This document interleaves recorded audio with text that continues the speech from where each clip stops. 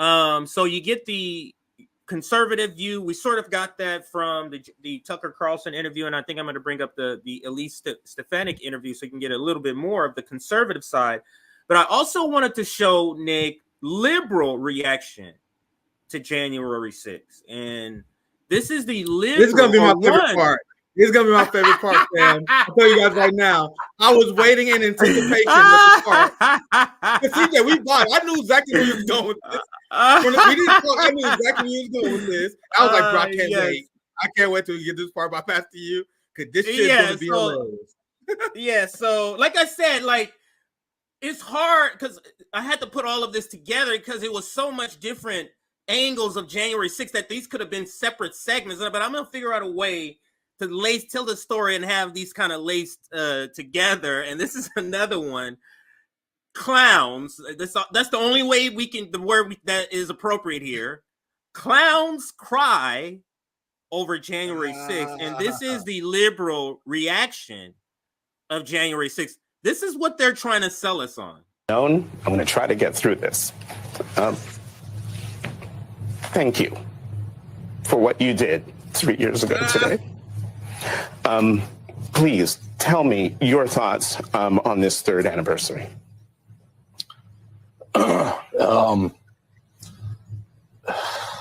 He's probably thinking like this motherfucking Negro just gonna make me have to turn up my emotions here. Bro, what did I tell you guys? Bro, when I saw this clip sums up my thesis perfectly, fam. I told you guys, politics and the people on corporate media, politics and corporate media is Hollywood for ugly nerds. You know what I mean? Hollywood actors, like, and we covered like Gal Gadot, she made it because she's well connected. But no one can deny she's not pretty, right? Like, she's pretty. If you're pretty and you're attractive and you're part of the ruling class and you want to be famous for performances, you join Hollywood. If you ugly, if you're a book nerd, you're smart, and you want to be a performer, but you're not a fucking Gal Gadot. No, you're not a Brad Pitt. You know what I mean? What you do instead is you become a CNN anchor.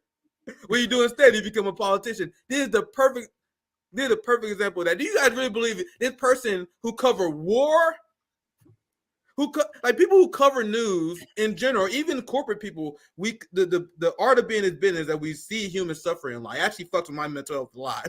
That's why I had to take breaks every once in a while. That's just the part of being in business. Like if you cover the news, you're gonna see a lot of human suffering. You guys won't. This guy wants us to believe that despite all the human suffering that this guy covered throughout his entire career, this is what breaks him on camera. Fuck out of here. Go ahead, CJ. And Nick, you know why this is not a good look? And now that you said that, I didn't even think about this until you said it. All the stuff he's seen. Let's scratch all the stuff. Nick, how about just last week in Palestine? How about just last week, Nick? You get what I'm saying? Yeah. Like, you're trying to say all the death, destruction, and genocide of like that. Like, Nick, I can't watch the stuff that's happened to kids. Like, soon as it half a second, I switch that shit off. That's something I still can't watch. It's not. I can't watch kids, man. I can't watch that shit happening to kids. But this guy has seen some of this shit. Didn't break down once during any of those segments. But on this, you want to freaking break down and cry. I got to play it again before I get to the next one, because this is not the only one that displayed this crying on screen. But let's play this again. I want to see it again. Yeah, I'm going to let it play all the way through. We only play half, but I'm going to let it play all the way through. I'm going to try to get through this. Thank you for what you did 3 years ago today. Please tell me your thoughts on this third anniversary.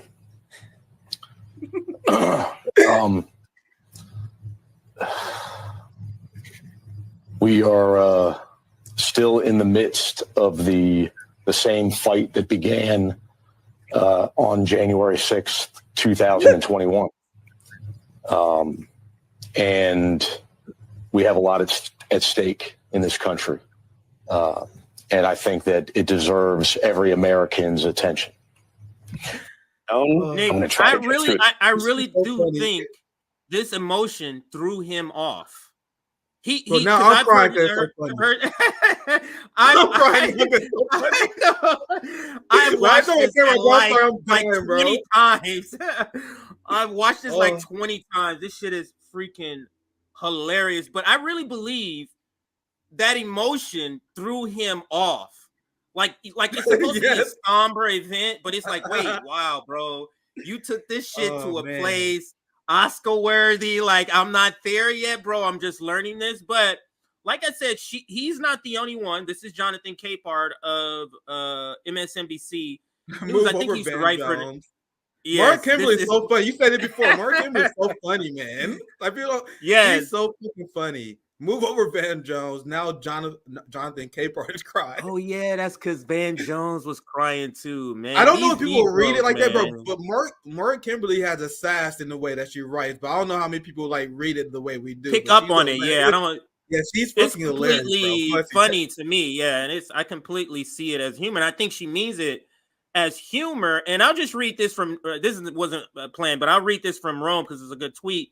January 6th was one of the stupidest things you people claim to be afraid of because people really acted as if that's all it takes to overthrow one of the most powerful countries on earth. It's so ridiculous. No guns, CJ. Yeah, no guns. So ridiculous. No guns.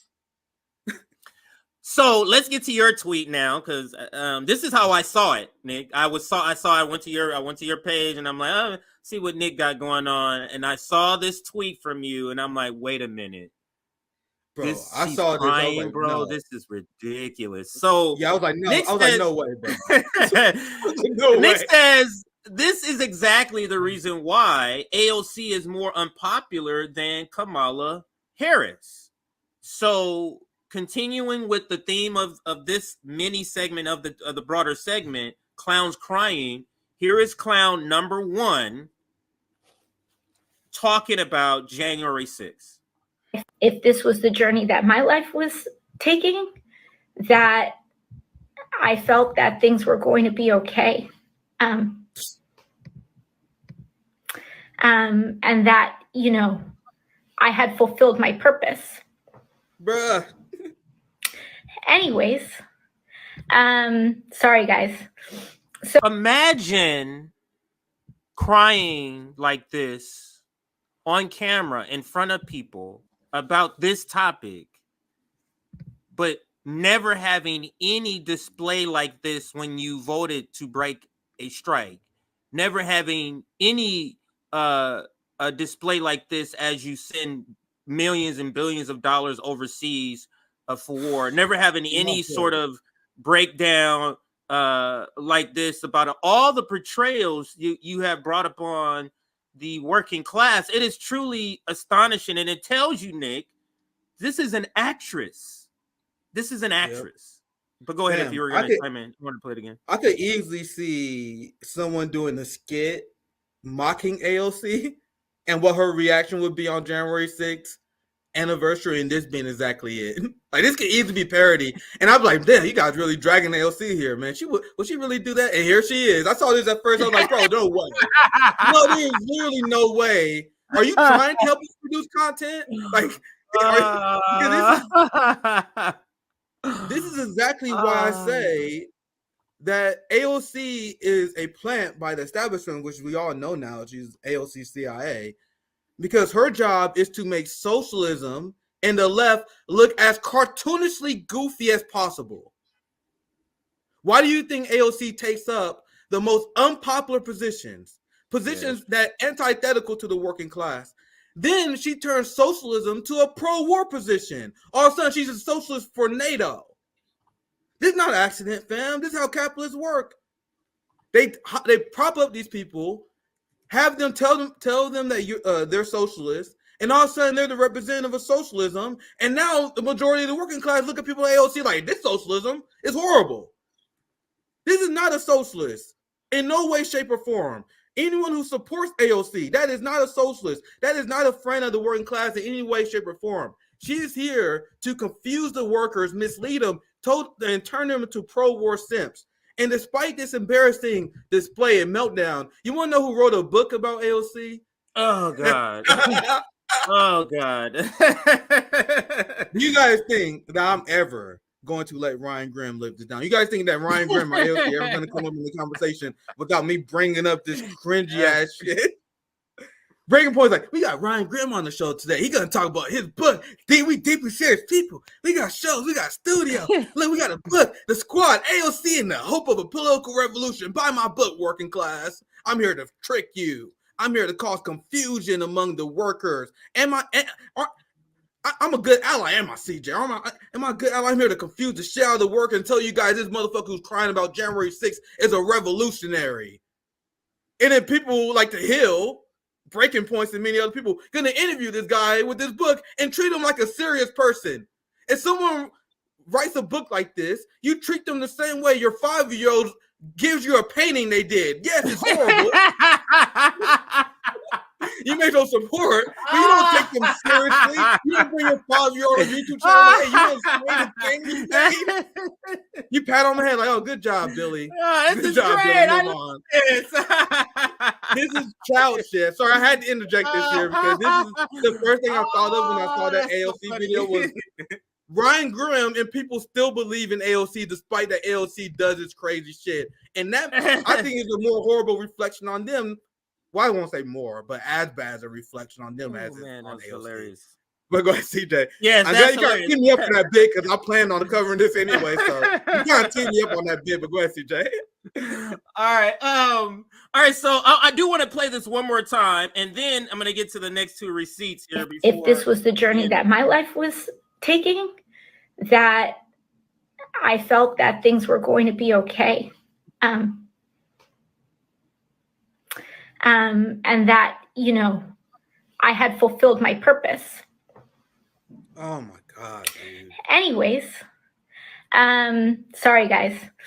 So that's so fucking disgusting. Bro, you know if why I was one of the AOC defenders, because you guys know one of the people I had the most heat, that I took the most heat with, was AOC stands. Like open, like people would hate me. Like Nick, they were like, Nick, why are you always spending your time attacking AOC? Like this is like 2-3 years ago. Like it was a big thing that I went through. Like back when I had my divorce. Like how are those people who was like AOC stands, like the Sam Cedars, like the people who fiercely defend her for like forced to vote, how are those people not deeply embarrassed? We need to start getting screenshots. Like we need to start documenting this shit right now. Like, who was the people defending AOC? Because they about to start deleting tweets. I think it's getting to that point. I think people about to start deleting evidence that they supported her. Because I remember back in the day, you used to criticize AOC. You get people support you because obviously if you're right criticizing her, but there will always be this backlash because she's popular. There'd be like AOC fans that will go after you for criticizing AOC, going after her. That's dead now. Like I don't get none of that anymore. So these old AOC supporters are embarrassed, and they should be. Not Ryan Grimm though. He's writing a book about her. Oh man, yeah. But so continuing with the narrative, we talked about why the mainstream talk about January 6th is really unserious because you're missing the FBI. So any talk that doesn't include the FBI about January 6th is unserious, and I'm just showing you that. You see AOC. How unserious can you see January 6th through AOC's eyes and Jonathan Capehart? You see how unserious this is. Now, in response to this, you have Joe Biden saying, January 6th, defender of democracy. That is me, Joe Biden. Really? Because this is a great article on World Socialist website that breaks down that, January 6th could have been that Trump is this, and he's an authoritarian and a fascist, but motherfucker, you ain't a replacement for him. And I'll read a couple of snippets from this title, title here. Biden launches re-election campaign with fraudulent claim to defend democracy against Trump. And I'll start here. While lashing Trump as a candidate with no program except revenge and retribution, who cares nothing about American people, Biden said nothing about the record of his own administration, which has overseen the continued attack on the working class living standard and social rights that have prevailed under every Democratic and Republican president for a half a century.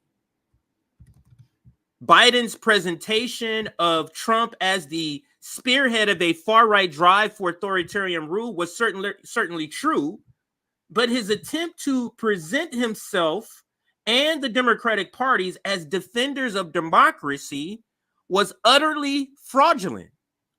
Biden declared, democracy, this is a quote, democracy is on the ballot, freedom is on the ballot.